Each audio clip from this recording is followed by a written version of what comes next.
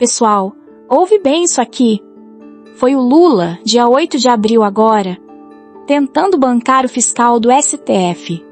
Eu disse para o companheiro Alexandre de Moraes, você fez uma biografia histórica, não permita que joguem fora a sua biografia. Para tudo, chega de teatro. Enquanto ele fazia essa cena para enganar você, a realidade nos bastidores era outra. 4 reuniões secretas com Daniel Vorcaro, o dono do esquema do Banco Master. Sabe o nome disso? Como já dizia o Ciro Gomes, e agora a gente vê com todas as letras. O Lula é um encantador de serpentes. Mas a questão não é nem a safadeza, que a gente já conhece. A pergunta é, por quê? Por que essa jogada desesperada justo agora? E que bomba está prestes a estourar que forçou ele a tentar lavar as mãos em público? A pergunta que ficou no ar foi, por que aquela jogada desesperada justo agora? Que bomba era essa prestes a estourar? A bomba, pessoal, já tinha nome e sobrenome. Caso Master. Um escândalo que explodiu no colo de quem?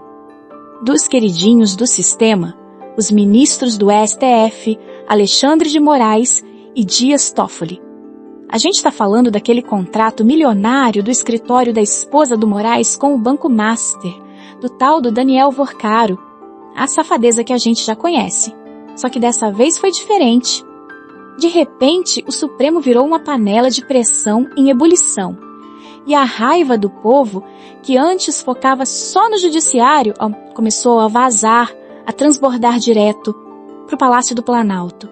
Sabe por quê? Porque todo mundo sabe quem é o grande padrinho e protetor desses ministros. É o Lula. A criatura se virou contra o criador. Aí não era mais só a gente falando. A coisa ficou feia. A imprensa, que adora passar um pano, teve que noticiar. A Bloomberg, lá de fora, confirmou em abril que o escândalo estava derretendo a imagem do governo junto com a do STF. E a Gazeta do Povo já tinha cantado essa pedra lá em janeiro, dizendo que o caso ameaçava a reeleição do Lula, porque o dono do banco vivia batendo ponto no Planalto. A sujeira estava oficialmente no colo do presidente. Aí a conta chega, a popularidade caindo, a reeleição em risco. O encantador de serpentes percebeu que a própria cobra que ele alimentou ia picar ele. E com a corda no pescoço, vendo o poder escorrer pelos dedos, Lula foi forçado a fazer o impensável. Uma jogada de desespero, uma traição televisionada, ao vivo, para todo o Brasil ver. Na tentativa de cortar o fio que ligava ele aos seus próprios aliados no Supremo. E então, pessoal, com as câmeras ligadas e o país inteiro assistindo, o encantador de serpentes fez o seu show, o Teatro da Traição. No dia 8 de abril de 2026, com a maior cara de pau, Lula foi a público e disse o seguinte, abre aspas, é preciso uma explicação convincente para a sociedade. Vocês ouviram isso? Ele não estava falando de um inimigo. Ele estava falando dos seus parceiros de sistema, dos seus aliados do Supremo Tribunal Federal, os mesmos ministros que ele encontra às escondidas. De repente, para salvar a própria pele, ele vira o fiscal da moralidade. Uma piada. Mas a facada mais funda, gente, ele guardou para o seu companheiro, Alexandre de Moraes. Olha a sofisticação da maldade. Ele chega, bota a mão no ombro do cara em público e diz, com todas as letras, você fez uma biografia histórica neste país com o julgamento do 8 de janeiro. Não permita que joguem fora a sua biografia. Isso é inacreditável. Ele chama o cara de companheiro e, na mesma frase, aconselha ele a pular fora do barco para não afundar junto. Ele está dizendo, a casa caiu para você. Se vira aí, que eu preciso me salvar. Tudo isso enquanto o dono do Banco Master, o tal do Vorcaro, estava negociando entregar todo mundo numa delação premiada. É o cálculo do desespero. Ele jogou o aliado aos leões para a plateia aplaudir, achando que ninguém ia perceber a sujeira. Lula achou que tinha dado o cheque-mate. Achou que tinha lavado as mãos e saído limpo. Mas ele esqueceu um pequeno detalhe. Ele não estava lidando com um amador. A vingança de Moraes não viria com um grito, não viria com uma briga na imprensa. Viria de forma silenciosa, fria, isso mais irônico de tudo, usando uma arma que o próprio partido do Lula criou no passado para caçar seus inimigos. O tiro estava prestes a sair pela culatra. Jogado a batata quente no colo do Supremo e saído limpo da história. Mas ele esqueceu um pequeno detalhe. Ele não estava lidando com um amador. A vingança de Alexandre de Moraes não viria com um grito, não viria com uma briga na imprensa. Ela viria de forma silenciosa, fria e, o mais irônico de tudo, usando uma arma que o próprio partido do Lula criou. A resposta de Moraes foi uma obra-prima de ironia. Ele não se declarou impedido. Ele não recuou. Pelo contrário, ele foi buscar no arquivo uma lei proposta pelo próprio PT em 2021, uma ação, a tal da ADPF Covid-19, que foi criada na época para quê? Para limitar o poder das delações premiadas, para amarrar as mãos da justiça e exigir um caminhão de provas, basicamente para melar qualquer acordo que ameaçasse o sistema deles. E agora, olha só a beleza do negócio.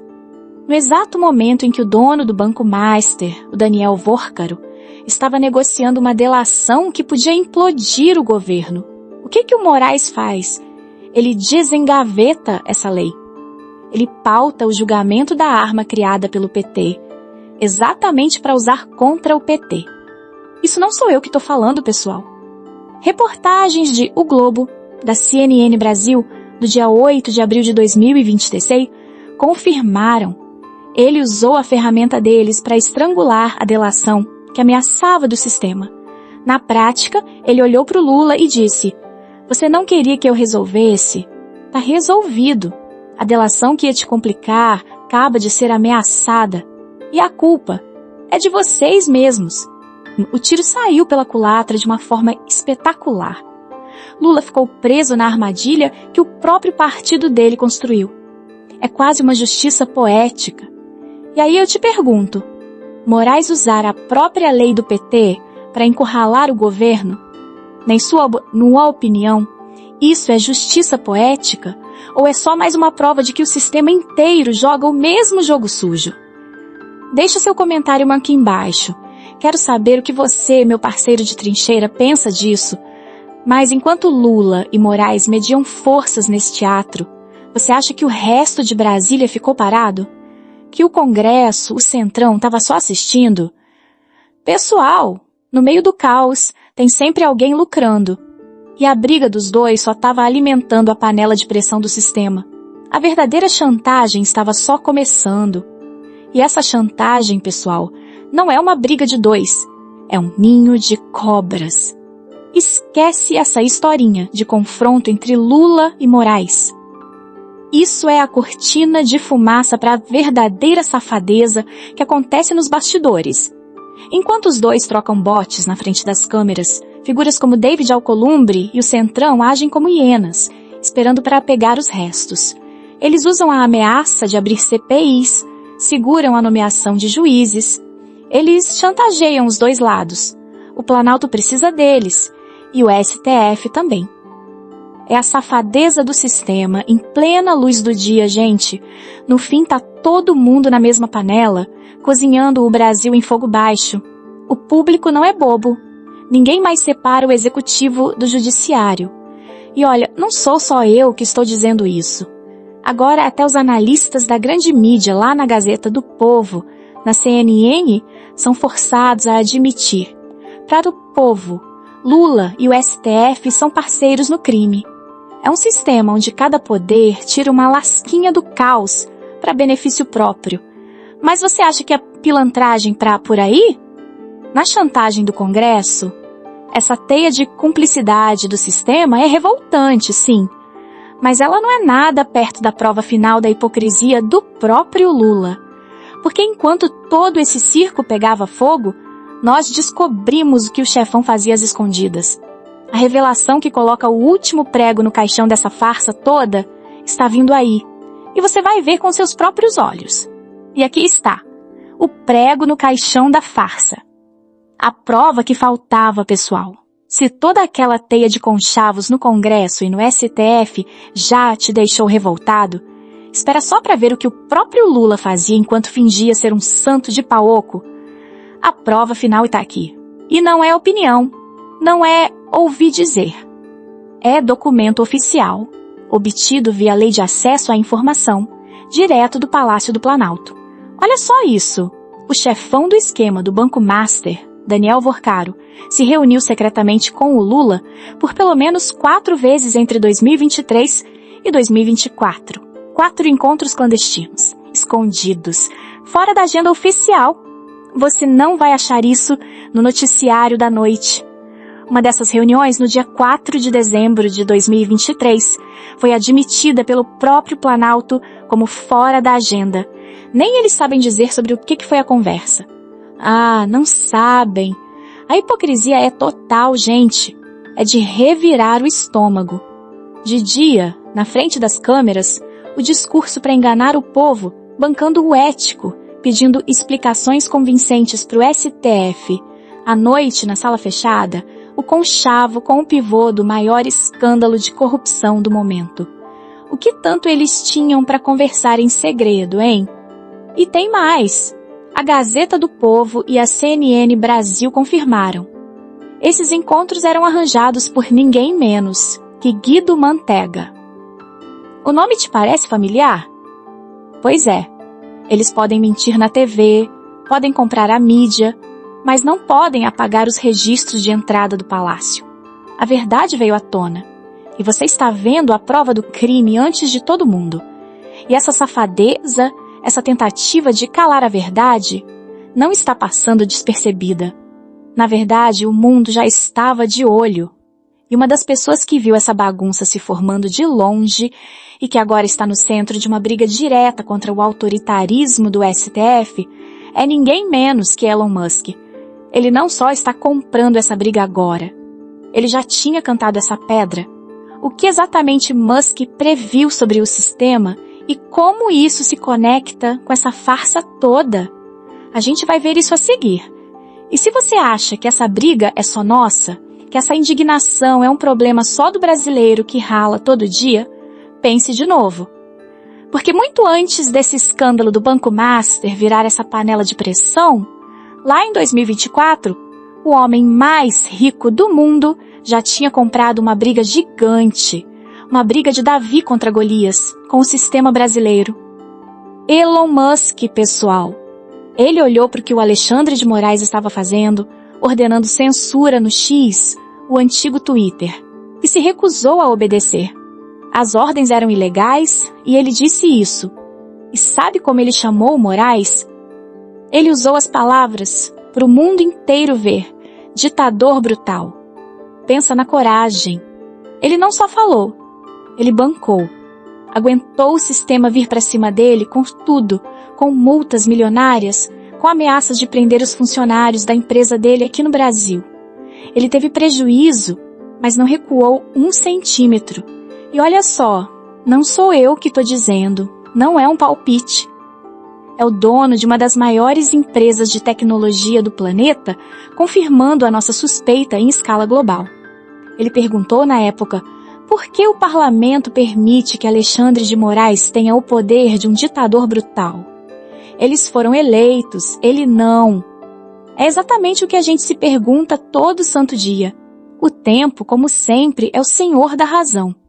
E agora, em 2026, com essa sujeira toda vindo à tona, vendo esta notícia da possível prisão do Moraes no caso do Banco Master, sabe o que o Elon Musk comentou? Ele escreveu com todas as letras: ainda não, mas está a caminho.